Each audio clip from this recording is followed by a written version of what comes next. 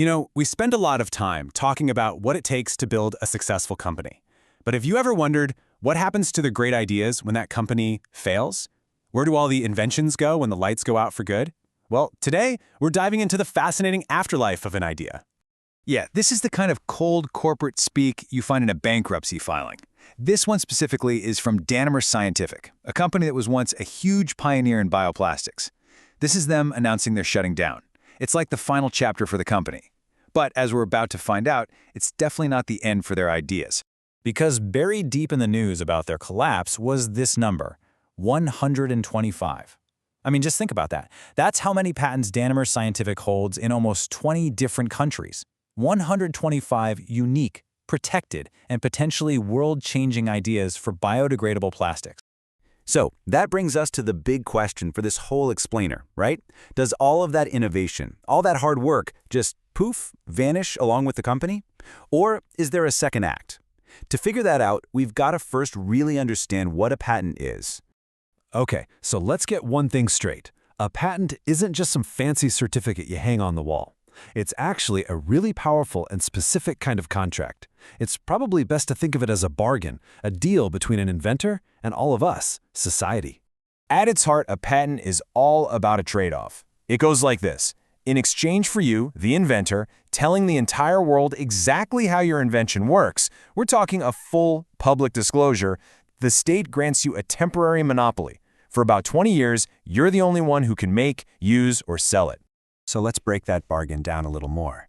The inventor, or the patentee, they provide all the nitty-gritty details for anyone to see, and they pay some fees. And when that patent expires, the invention goes into the public domain so anybody can use it.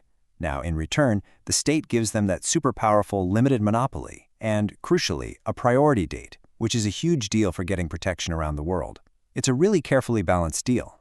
Now, this is a really critical point. You can't just patent some vague thought bubble you had. This quote from way back in 1909 absolutely nails it. A patent protects the idea, but only if that idea includes a specific method, a way of doing it. You have to explain exactly how to bring that idea to life. So think about it like this. You're not protecting the physical bicycle gear itself. You're protecting the brand new way you figured out to make it work.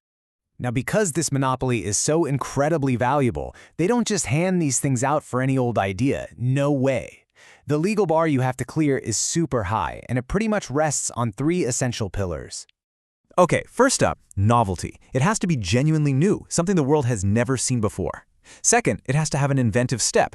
Basically, that means it can't be something obvious to another expert in that field. And third, it has to be useful. It needs an industrial application. It has to actually solve a real problem in the real world.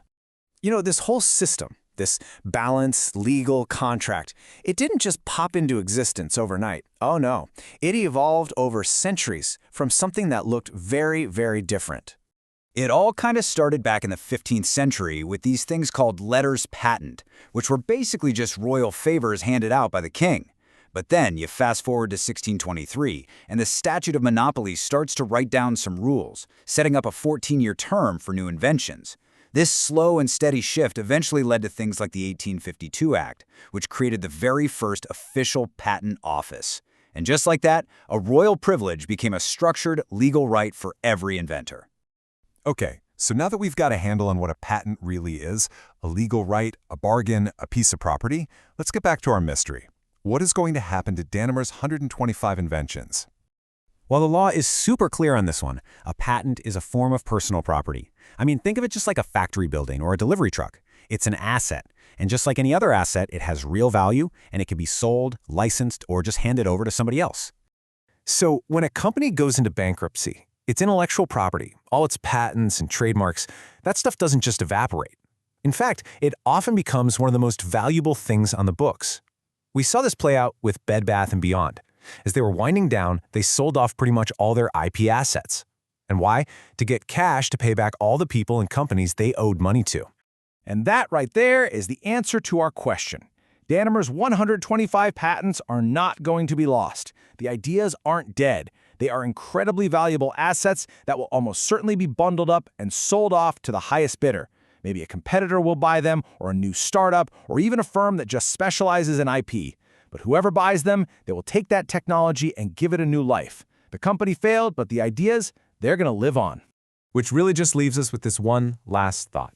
If a brilliant invention can be totally separated from its creator, sold off, and find a huge success somewhere else, it kind of forces us to ask, what is the true value of an idea? Is it in the company that first brought it to life, or is it in the unstoppable power of the innovation itself?